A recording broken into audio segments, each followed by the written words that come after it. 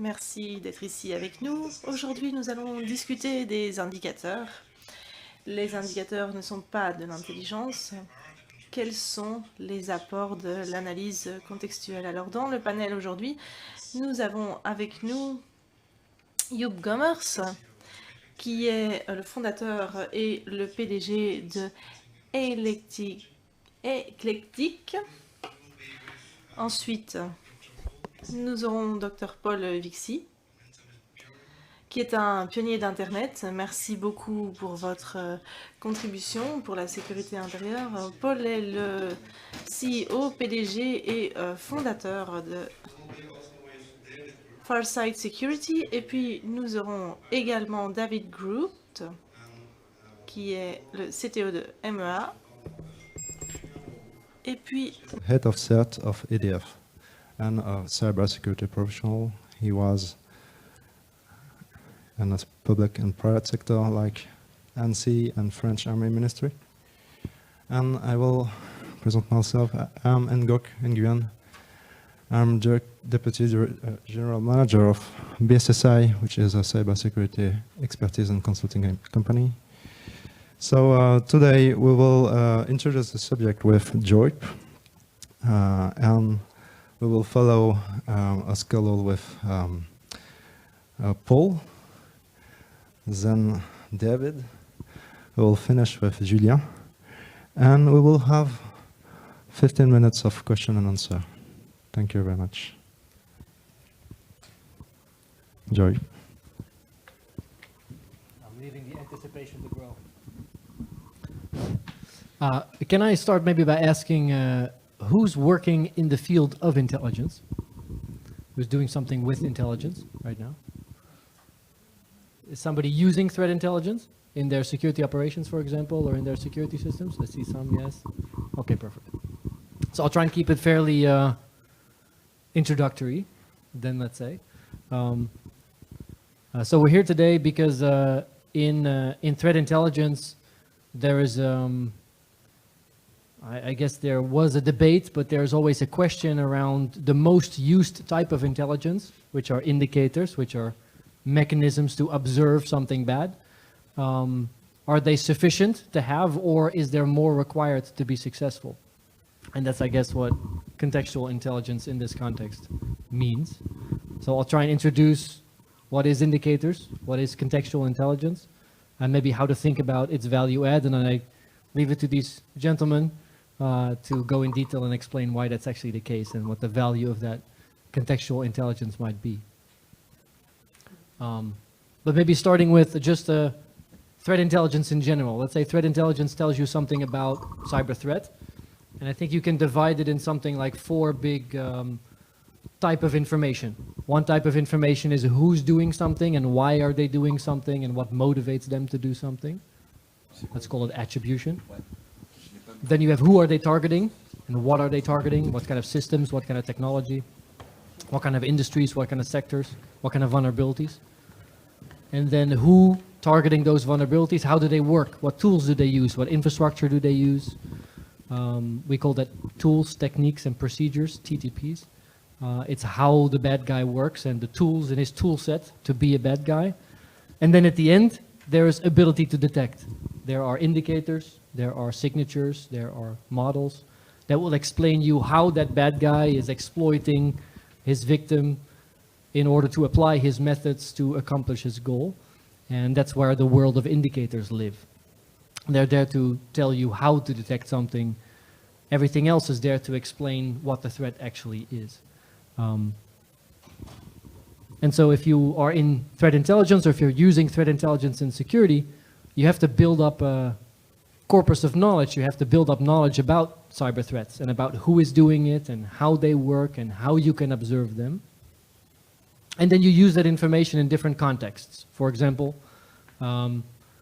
you might use information about how cyber threat works to deter threats from even being relevant to you. For example, by changing the way you're configured or by going in another business direction, or you can detect cyber threats by using indicators and actually seeing something inside your environment. Or let's say something did happen and you have an incident. You're using intelligence to defeat the bad guy because you're in a situation of a problem, there is an incident, and you can use who they are and how they work and what methods they have and what tools they have in their tool set to maybe figure out how to get them out of your network. If they're already inside, you better win the game very quickly. And you cannot do that only with how you find them. Right? How you find them is only one part of the puzzle of how they work and why they work like that and why they do what they do and who they are and who they're targeting and so forth and so forth. I'm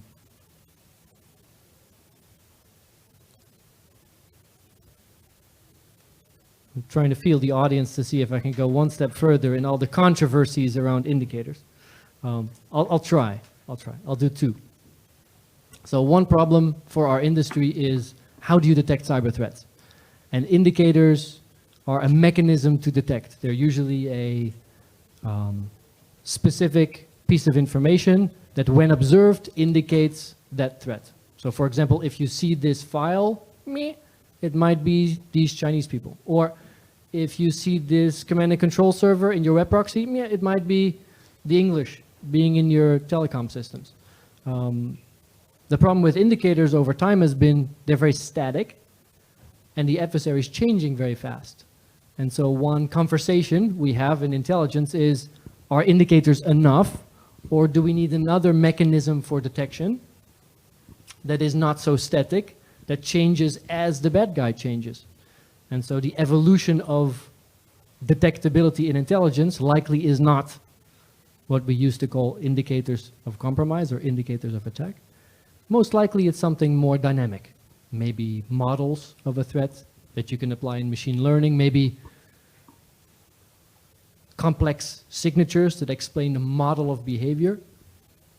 Also that you're not just detecting based on past knowledge of something that has happened, but you're trying to get closer to who they are and why they do what they do. You're trying to push towards, maybe you can detect how they operate, or maybe you can detect the way they think, or maybe you can detect what they're trying to accomplish, and you're using that to be able to identify adversaries without you knowing the specific instance of the threat at that point in time, in any case. I'll leave the introduction at that for now. Remember, intelligence is a very large spectrum of information, which you can use in many different contexts. Risk management, security operations, anti-fraud, detection, response, but you're going to need different parts of that story in each context to do that work well enough. And the big controversy is everybody is using intelligence. We are all, at least I am, and maybe FireEye is, and maybe Farsight to some degree is enriching and selling these indicators. But they're just the beginning. They're the beginning of a story. They're the connections in a story that allows you to actually create outcome. And I'm sure these gentlemen can explain how that works and what that outcome might be. Paul? Well, I'll try. So our industry has inherited a lot of terminology from the history of conflict, armed and unarmed. And in particular, we've cherry-picked a lot of terms because we needed something, and it was something, and it was close, and a lot of these terms have been repurposed. So originally, to be intelligence would mean that a human had produced it, and yet here we are in an industry full of robots producing intelligence. Maybe it's your Splunk feed or some machine learning process.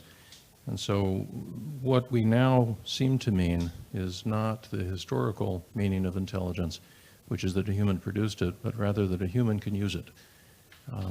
And in my opinion, an indicator is not directly useful to a human because, well, for one thing, it's useful for detections if the bad guy does what you expect. You know, when I hear about any of the taxonomies like TTP, it reminds me that the map is not the territory, and the bad guy has no particular allegiance to our taxonomies. And if we have a certain way to think about them and to predict what they will do, and they can avoid our strengths by simply behaving in ways that our taxonomy does not directly address, it would be foolish of them not to do so.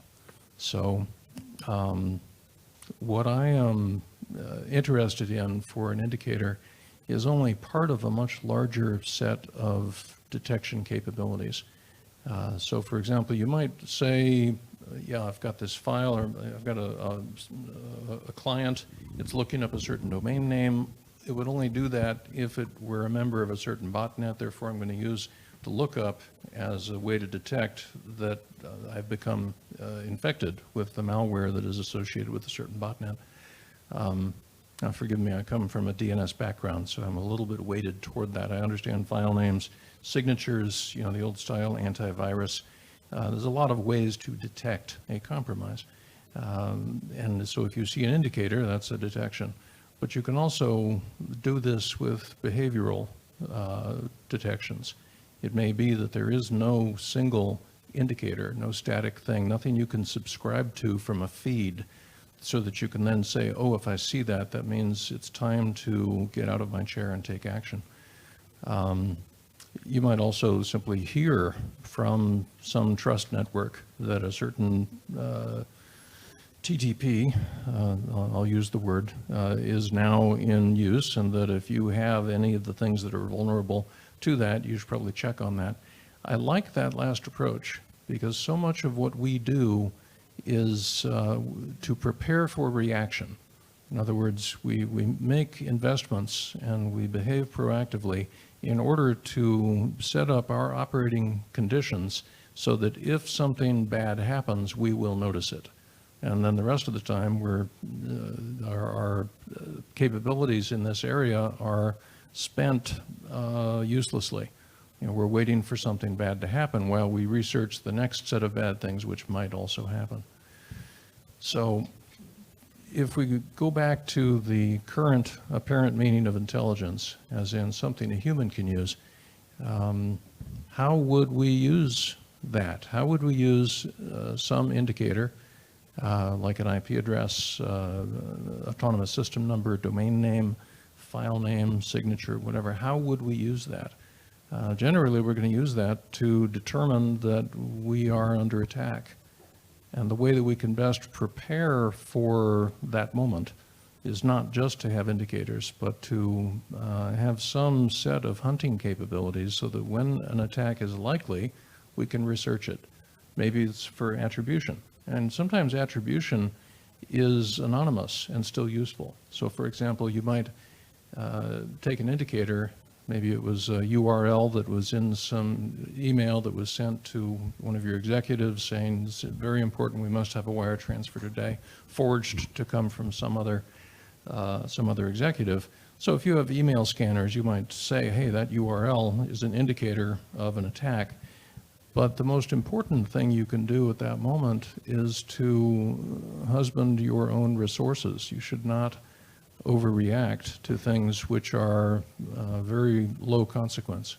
And so I have colleagues whose biggest use of enrichment is to simply categorize, is this attack targeted or is it random? Was I selected at random or is this somebody who's coming after me? And what you can do there is to maybe find out, has something associated with that indicator within one or two hops of association attacked me before? Because if so, there's a greater likelihood that it is targeted. And I think we know, because complexity is the real operating condition here, and often our attackers understand our technology far better than we do, we can expect that if we are targeted, they will eventually succeed. And so if we're not targeted, we might say, let's leave this aside. Let's remember that this happened so that we can find out if it's associated with future attacks versus it's already associated with previous attacks. We need to put this in front of a human. And that is when an indicator can become a source of intelligence. But it is not automatically so.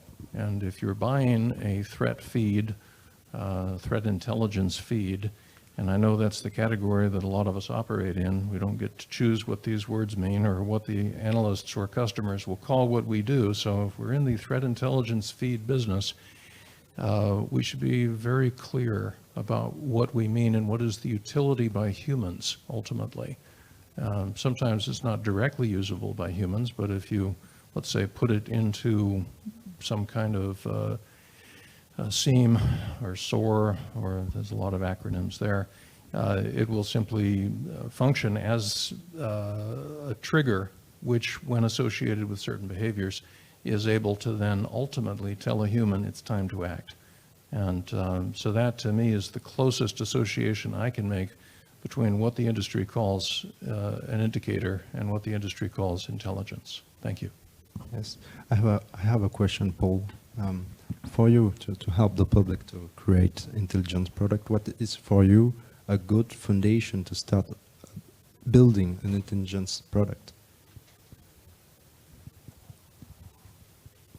So I'm not going to try to advise anyone in this room how to devise a product that could be sold to others. Instead, I'll try to address the problem of in-house integration, where some enterprise wants to manage their risks. They understand there are a lot of risks and they have to make some investments, and they know a lot of that's going to come in the form of buying things from people at this table or people like us around the world. I urge that complexity and differential understanding be kept uppermost in your mind. The problem that you actually have is that you know less about what you have than your attacker. You know less about what it's vulnerable to. You know less about poisoned supply chains. You know sometimes less about the inventory of systems and servers and dependencies and software revision levels and so forth than your attacker knows. And so you should target your investments to close that understanding gap. Try to reduce the complexity of that which you defend or increase your understanding of that which you defend. And for that, I'm proud to be sitting at this table with the other companies that are represented, because we're all interested in helping security operations teams to do that. So I, for example, if you look at the name of our company, Farsight, we're very interested in observation. I used to work in the network reputation business back in the 1990s, and I found that in addition to attracting a lot of lawsuits, it was ineffective. Whereas, because telling people what is dangerous and hopefully having that be complete will only protect them for a day. If you teach them how to hunt, if you teach them how to understand, if you teach them how to aggregate and cohere their own information sources, then you can protect them for a lifetime. And so I would urge the people who are making investments and they're doing in-house integration, they're trying to figure out what to buy from whom and how it's going to work together, that you ultimately remember that it is you and your team who has to be accelerated in a sustainable way by those investments. Thank you. Thanks, Maybe Paul. a very short anecdote, Paul. Actually, not too long ago, we were asked by a customer to help evaluate your product. And their comment was something like, but we want intelligence. We don't want indicators. And it was a organization that had trouble with a lot of phishing campaigns that were themed around holidays. And so during Christmas, they would get a whole batch of phishing problems. During Easter, they would get a whole batch of phishing problems. And the thesis there was, what if we just buy indicator feeds? We can catch all the phishing themed by holidays as they come out. But of course, somebody has to be reactive before they can be proactive. So what we showed was, by looking at the indicators of previous campaigns, combined with the enrichment of your product, you could see the infrastructure being built up before the threat got started. And so it was an example of where the detectability component that is the indicator was used to generate intelligence that is proactive, which was, I think, a good example of maybe what you were just saying there. Yes. So could we say that indicators are mandatory for intelligence product? If the purpose of the intelligence is not detection, they're optional. Right? If you're trying to inform business strategy, or if you're trying to inform system configuration, maybe you don't need to know the exact file name of a virus. You should know how it works and what it exploits. Yeah. Thanks. So David, could you maybe explain how Mendian team produce values with contextual analysis? Yeah. Maybe before explaining how we are doing internally to collect and disseminate information, just jumping back to the discussion there. I think one of the key elements, and I know that Julien will probably talk about it during his presentation, is to really understand. I think it works.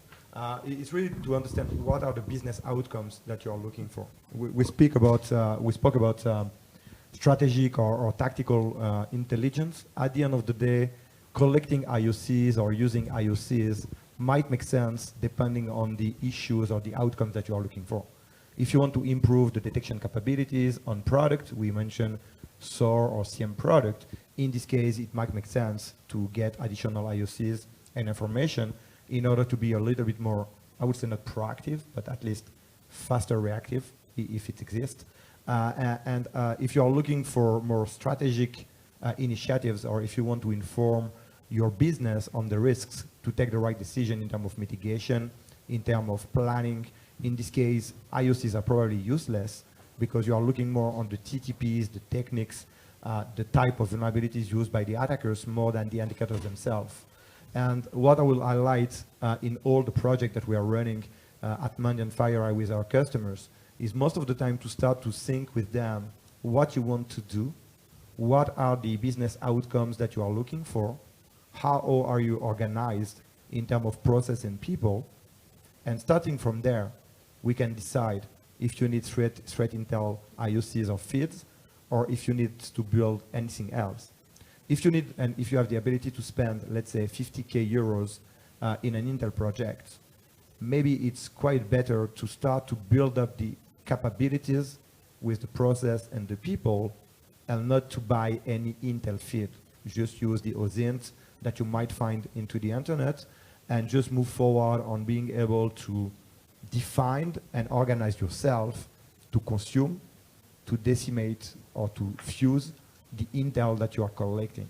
And I would really highlight this point because for most of the people, the shortcut is to buy a product or to buy a feed. And they will say, okay, I checked the box, I got the intel, I'm good, I will improve my detection. If someone asks me a question, I will get the answer. At the end of the day, it's not really true. You need to really understand how you want to be organized, what you want to do, and how you want to do it. If you want to improve your detection, is not the same that improving your validation process. If you want to assess yourself, measure your security, being able to understand if you are ready in face of a new threat, in this case, you will use the intel totally differently. If you want to be able to build up, let's say, strategic advices to your organization, the same. You will not use the same type of intelligence, you will not use the same type of deliverables, same types of reports, and at the end of the day, this is where you will define what you need, which type of platform, which type of process, and if you need to work with, let's say, Mendian or another company, depending on what they will deliver to you. And I will really highlight that, and I hope that Julien will give us some example there based on what we discussed before. But really take a look on your business outcomes. It's a key. Coming back into the, Paul, go ahead if you want, please. I don't mean this as sarcasm, but as a warning.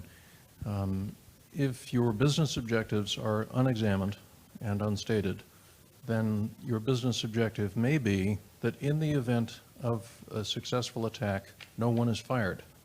And if that is your objective, indicators are all you need. But I think you should have a better objective than that.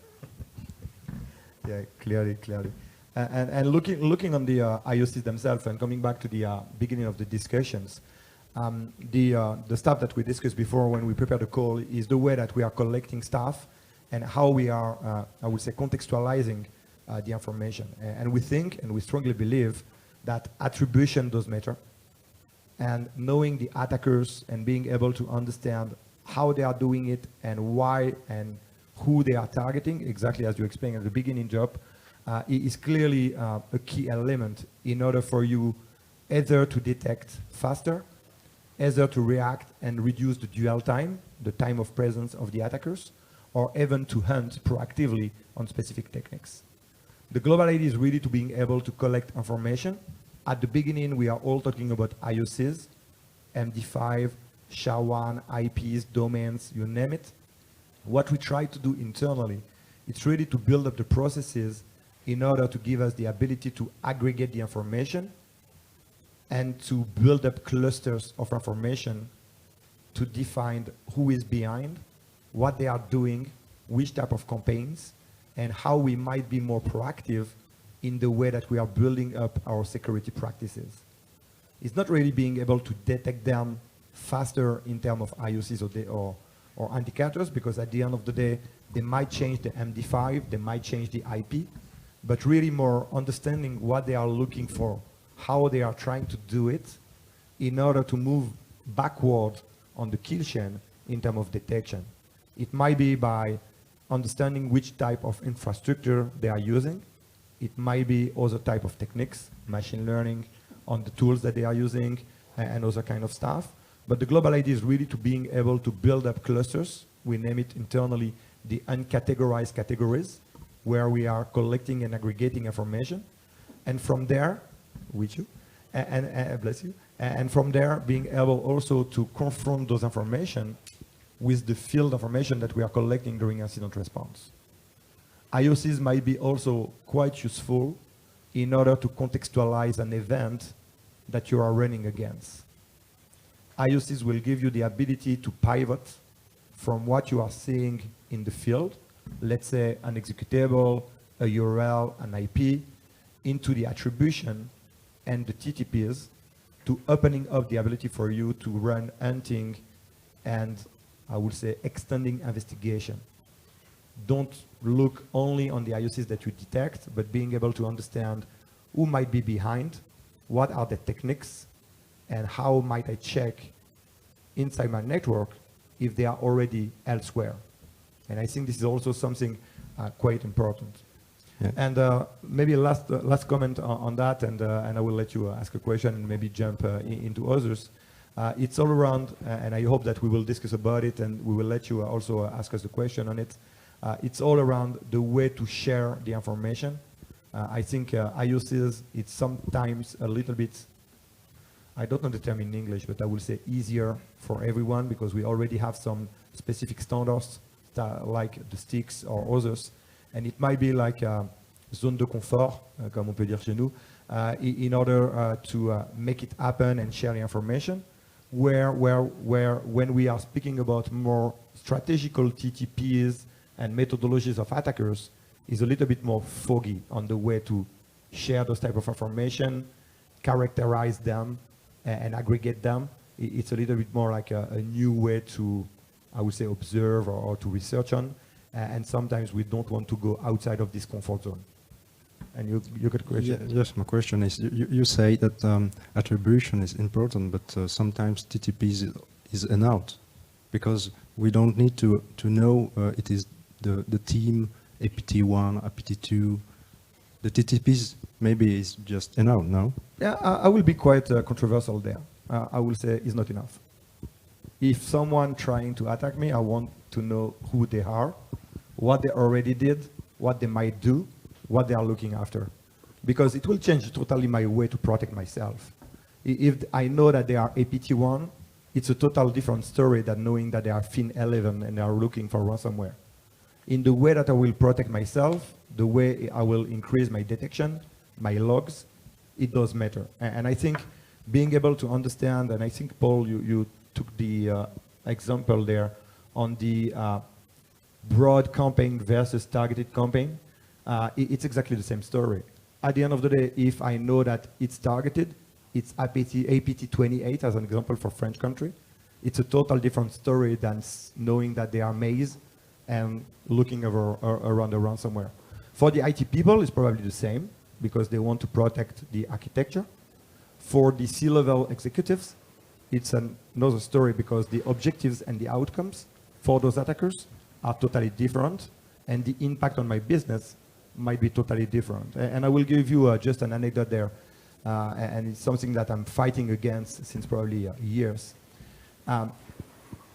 People are focusing on what they are seeing. As an example, and I name it the BFM effect for the French people who know. The BFM effect is like blue screen, something is blocked, the plant is down, all those kind of stuff. Everybody is running, everybody wants to be protected, and all those kind of situation. Where attribution is matters. If APT-10, Chinese group looking for cyber espionage, aligned with the Chinese program, 5 years program, is looking over my company, I'm in trouble, not now, but maybe within 2 or 3 years, because they will steal all my R&D, they will publish and build my stuff, and they will sell it on my countries, and I will die as a company. This is why attribution is better, because if I know that I need to do something, because within 2 or 3 years, I might close my business. Thanks. And I have another question about how organization can avoid at the maximum the intelligence failure and some fallacies during the analysis process. If you don't mind, I can start, and if you want to add anything, guys, just feel free. But I will come back probably at the beginning of my introduction. What do you want to do? And again, it seems a little bit controversial and probably sometimes even arrogant. But if you want to buy Intel, I will ask you, what will be the outcome? If you don't know what you want to do, doesn't make sense to spend money. If you want to buy a car, the people will ask you how many people, how many seats, are you running or driving like long distance? And in this case, maybe electric cars are not the right ones. For intelligence, it's a little bit the same. It's not just, you just don't need to buy Intel. You need to have requirements. You need to have requirements. And I think this is where you can avoid, I would say, part of the failure. Sometimes it's still difficult in big companies, but at least you know what you want to deliver and you know how to assess yourself. Thank you very much. So maybe, Julien, maybe could you share your experience in the set of EDF? Yes. I will give you the feedback of how we use and manage CTI in EDF. So we are not producer of CTI, but we consume it. And to answer Julien. To answer David, what we the first question we have to ask ourselves is what do we want to do with the CTI? We have different kind of objectives. So the first one is to improve our detection, and I will explain later. And we use indicators for that. And also, what we're trying to do is to prioritize our threat hunting campaign, and also to prioritize hardening programs on our systems. We have 2 main users of CTI at EDF, the CERT and the SOC, and we use it in different ways. I will start to describe you how we use CTI at the SOC.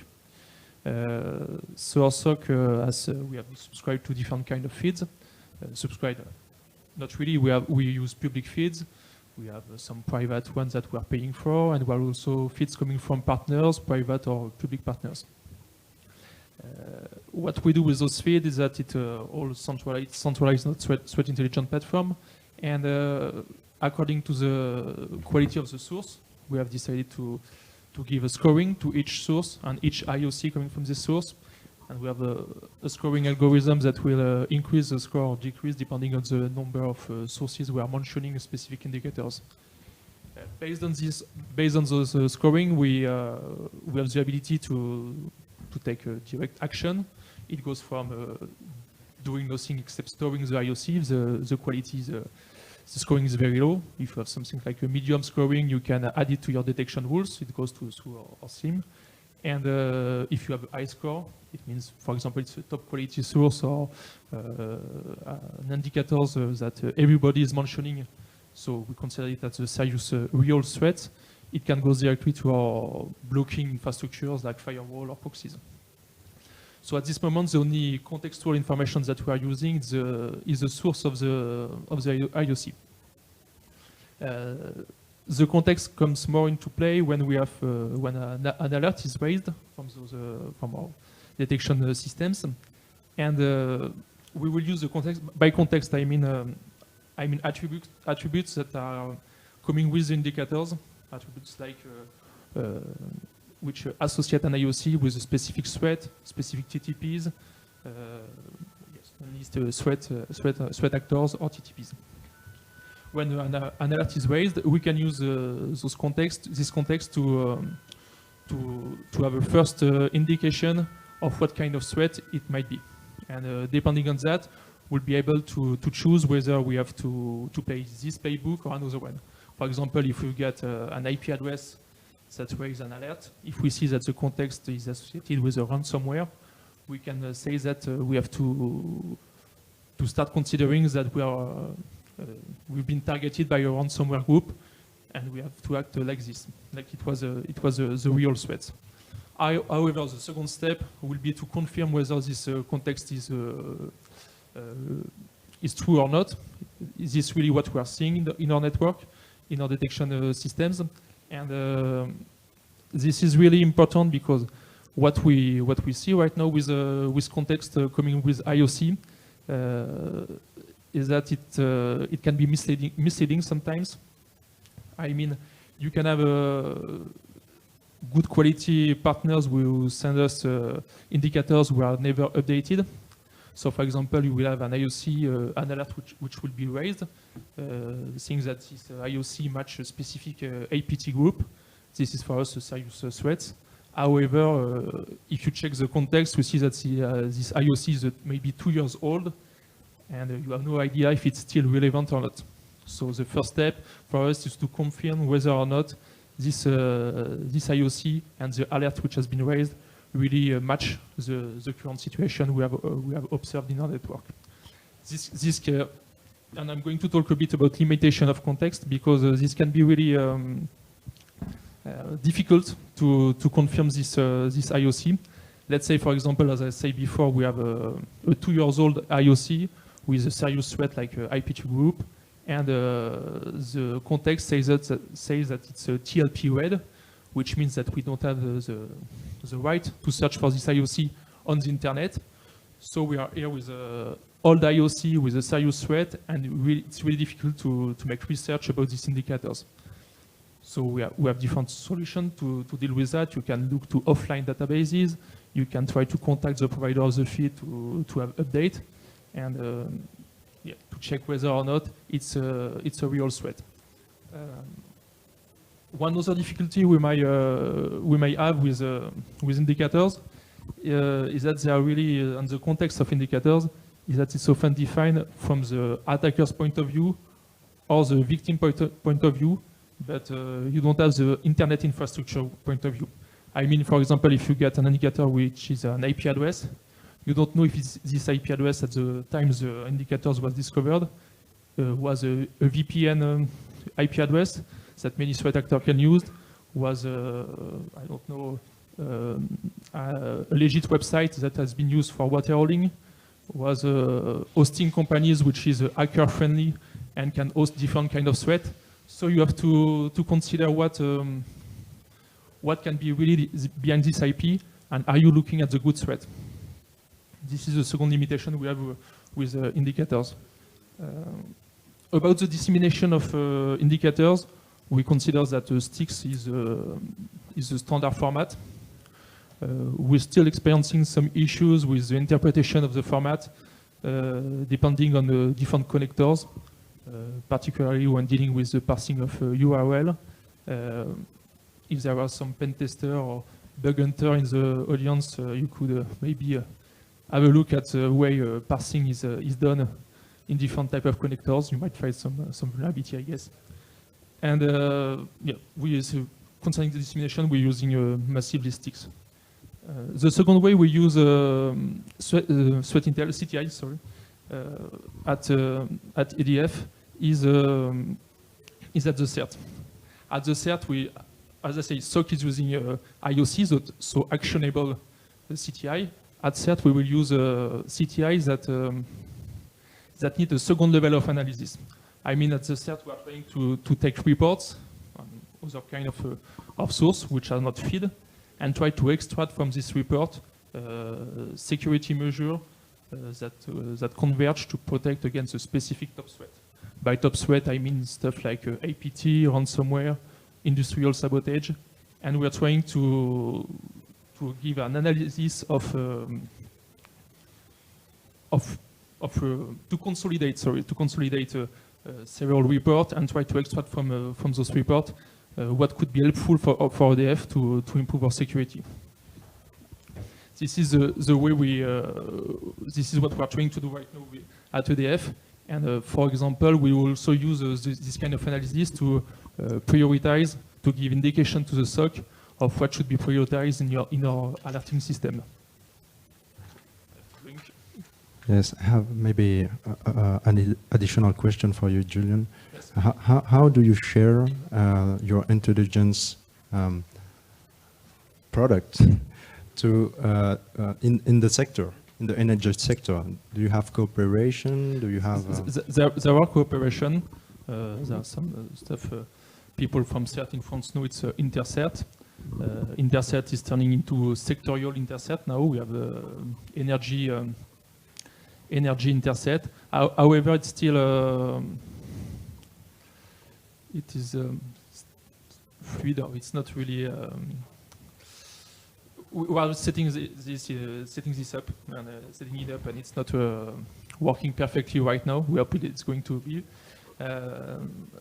How can we improve the cooperation? Maybe I will consider how we could improve. I will change a little bit your question, but how could we improve contextual CTI? Right now, we also have contextual threat intelligence. The problem I see with contextual threat intelligence right now, it just seems to be a subset of CTI. And I think we're missing the point here, because if you want to do not contextual, sectorial, sorry, sectorial CTI is just some kind of subset of generic CTI. And if we want to go into a specific sector like energy, I think we have to really enter the business of energy and try to discover what attackers, what capabilities are building, what attackers are building like capabilities over the energy company, and try to give this intel. I mean, a good intel should give me an advantage on an adversarial situation, and this is not really what we are doing. What we are doing with a subset of generic CTI. And sometimes, sometimes attackers not only targeting energy sector. So if you only focus on energy sector, maybe you will miss another group of attackers. Yeah, but to take an example, for example, if we say that David is the leader of APT group. Sorry, David. Good promotion. Thanks. He has already acted into energy company 1 and energy company 2, and now his boss comes to him and say, okay, David, you have done super good work. All our customers are really happy with that. David has spent with his team sometimes building capabilities, research and development, training his team to understand the industrial process of energy, to be able to modify some of those industrial process. And as a defender of industrial process, this is exactly the information I need. I want to know what are the capabilities of David. Because he can change his IOC, he can change some TTPs, lateralization TTPs. It's easy for David to change that. But the capabilities which took years to build won't be changed from one day to another. So if I know what are his capabilities, I know what to look in my network. It helped me to prioritize. So the indicators will be what am I looking for, and the objective of the attacker will be where am I looking for. Like this, I can be more efficient in my protection, and it's particularly true if you consider big companies like EDF, which has 200,000 users, subsidiaries of subsidiaries, and we have critical assets that have been identified, but you have so much of them. you have to be able to know what the attacker is looking for precisely. And if you get this intel, you will get an advantage of the situation. It's maybe similar to your firmer question. So you asked something like, how do you avoid, what was it, intelligence bias or intelligence failure? bias and intelligence fallacy. Got it. And I think what you just said is exactly that. So intelligence failures come from something like seeing it as a funnel. So you have all this information and you need to condense it down to some analysis. Instead, I have an hypothesis. Somebody can attack energy companies, and I'm dipping the candle of my question in all the data and see what sticks. Because in the first situation, you assume the answer is in the data, because you're analyzing the data towards a conclusion, where in the latter, you're starting with something the outcome. You're starting with the outcome you're trying to create, and you're looking for the data to support it. So we have a lot of questions from customers that say, I'm in the energy sector. Could you give me all intelligence tagged with energy? Or with, if they're in Singapore, with Singapore. Yes, but those are not all the threats that may have the capability to target your sector, or that may have the capability or intent to target your country. And so here to not thinking about it as a subset, but outcome first, and then looking for the data in support of the outcome you're trying to create. Thank you. So we will have 15 minutes of question. I don't know if in the public if you have some question for the speaker.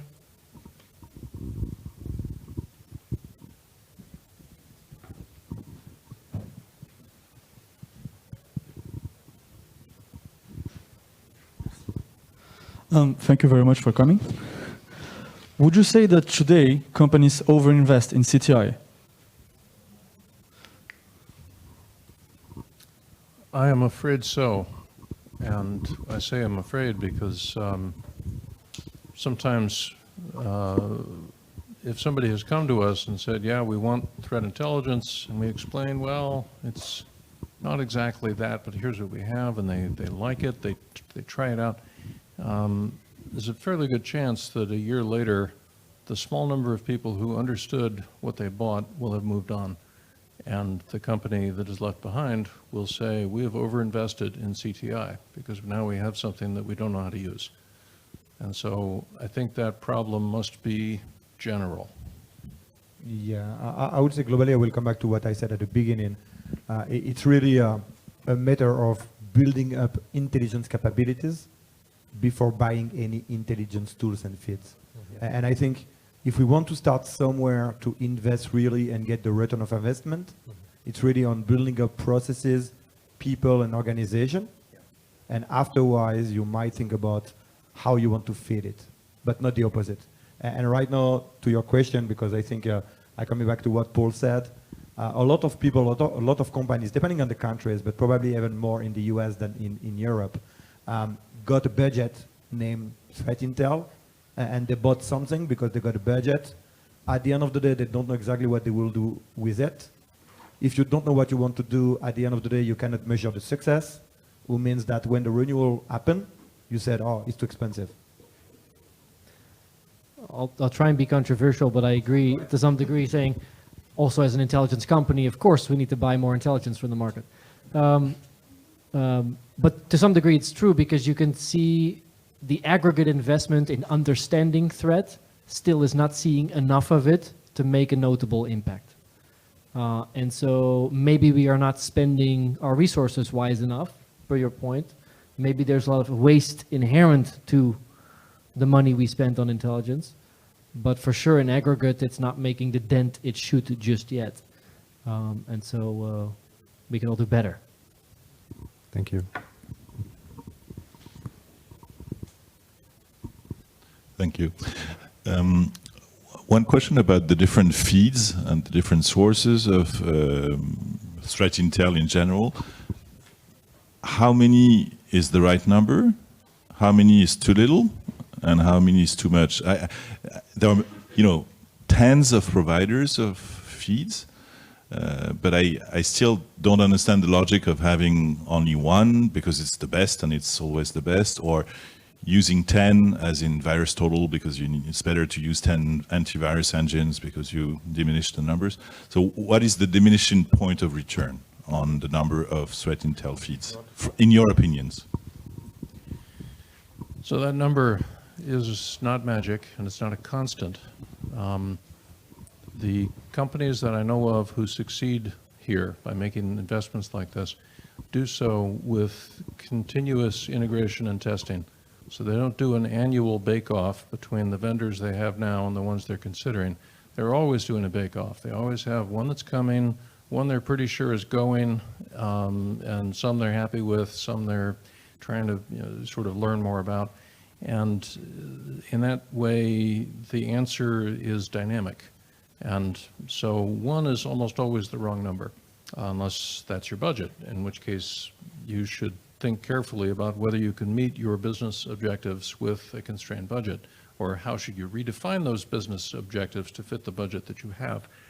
But I think, tell a story from my nonprofit past. We created a system called, doesn't matter what it's called, DNS firewalls, so that any recursive DNS server could receive a threat intelligence feed in a certain format, so that you could deliberately fail to resolve either some question names, or regardless of question, you might fail to resolve depending on what the answer is. This was very influential. It makes a gigantic difference because DNS is used by anything you might have that is about to respond to being attacked.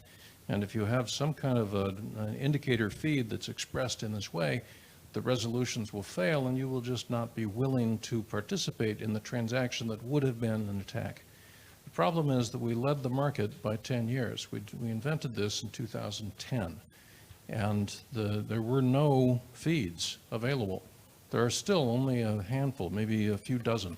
And if you haven't heard of this, it's free, or at least the technology is free, the feeds are not. It's unpatented.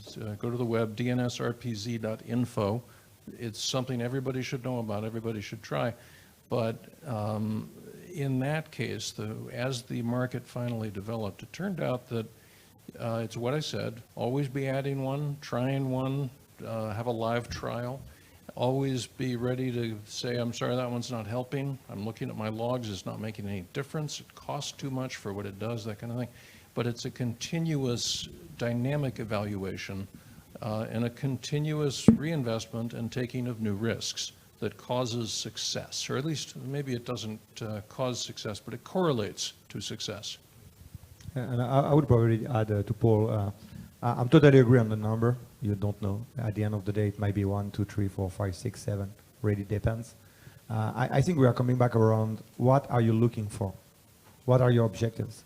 Some companies will give you a really good content in order to protect your brand. Some others will be really good on the Eastern European type of threats. Some others will be really good on the Western European type of threats.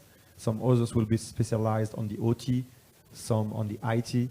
At the end of the day, it also depends on what are the outcomes that you are looking for. If you want to protect your IT systems in France for a French company who is operating only in France, maybe you are not looking on the same stuff as a company who is international with 70% of OT systems located in Middle East and looking for international business. And I think, again, the contextualization of your own needs will influence those numbers. We sometimes ask our customers, if you were presented with a new free feed, would you take it?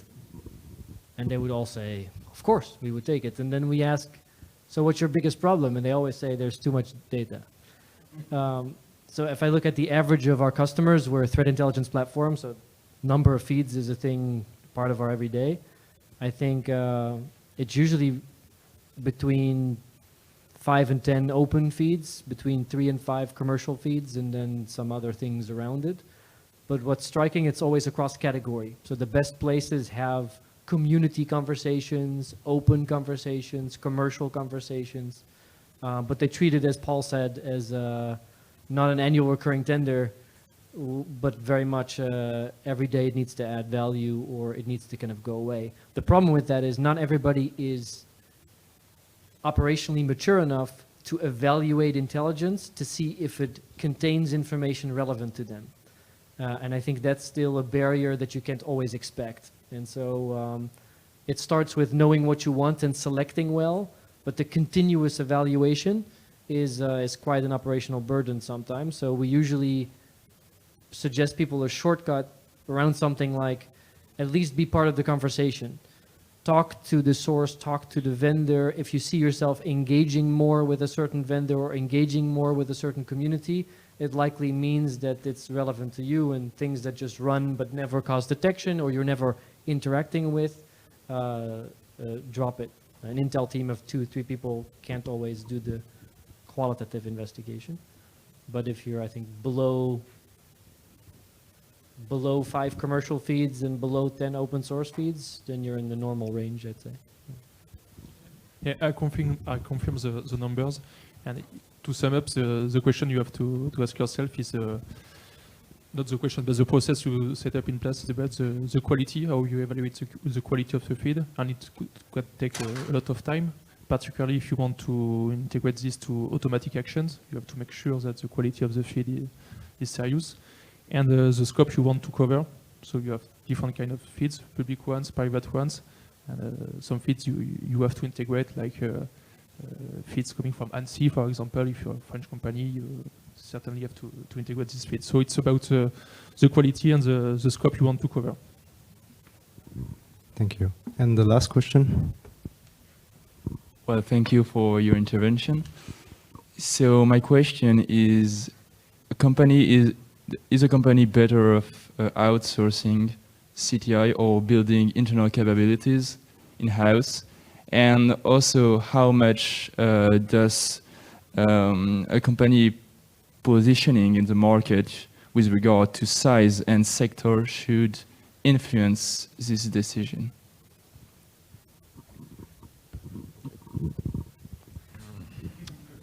So all versions of the build versus buy question are religious. And so I have mine, probably each of us has our own, but I'll try to answer in a non-denominational way. Sometimes it is necessary for corporate positioning that the company be seen having certain capabilities. And those are optics. And sometimes optics are very important, and you will either make the investments that cause you to be strong in that way, or you'll make other investments that cause you to be seen as strong in that way. But generally, that is not what should determine your course. Really, I mean, in pre-cyber conflict, you know, we were concerned, I guess, mostly with kinetic attacks or with, you know, something that would be physical in some way. But we never had to put an anti-aircraft defense system on top of the headquarters of a bank, because you knew you had the local government, the national government, the Army, the Air Force. You had protection against that kind of thing. In this era, we don't have that. Most attacks are not physical, and we're all susceptible, and every one of us has to consider our own defense. We cannot count on the local government or military or anyone to do that. And so your question becomes extremely important, because there's a certain minimum amount of defense overhead that the company must bear. And sometimes the only way you can reach that is to say, look, we will never be experts. We're never going to be able to hire the people and retain the people and build the patent portfolios and have the whole group of people it takes to protect assets like ours. So we have to outsource. It's not a question of what we want to do or how we want to look. It's what we have to do to meet the minimum sort of price of existing. Other times you will say, look, that's not the business we're in, but it has to become so. I was lucky to talk to the CTO for an American bank, one of the largest, about, I don't know, 7, 8 years ago. And he said, look, we have 400,000 employees, and I'm the CTO, and 250,000 employees report through me. And to hear him tell it, they started out as a bank, which kind of meant that one of their buildings might be a building full of paper with a few rooms that had computers. And now It's a building full of computers that had a few rooms that had a bunch of paper. And they were in the position of protecting many tens of billions of dollars a day of other people's money as it passed through them. And they had become an IT company, and they discovered that the only way to succeed as an IT company was to embrace it, to admit that's what's happened, that's who we are now.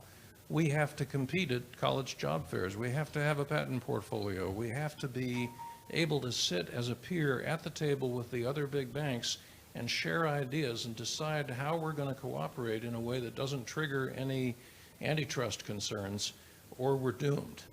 And those are two sort of not very expected outcomes. And I would say look for the real outcome. Don't let the optics or the expectations lead you down the wrong path. Thank you. Maybe Thank you. Nobody's going to wake up in the morning scared for your threat landscape other than your own organization. Also not if you outsource it. So I think the responsibility of ownership and accountability should really be anchored in an organization that has a security department. Even though it doesn't have a large intelligence department, you want somebody to wake up anxious every day with, oh, what is to use it for your internal context. That's what we choose to do at EDF. The last layer of CTI analysis is internalized, and we use an expert, outsource expert, to produce CTI. Thank you very much. So thank you everybody for the session. So we can discuss in networking after the session. So please feel free to discuss with us. So thank you very much for the organizer, the FIC, and for the panel. Please applause.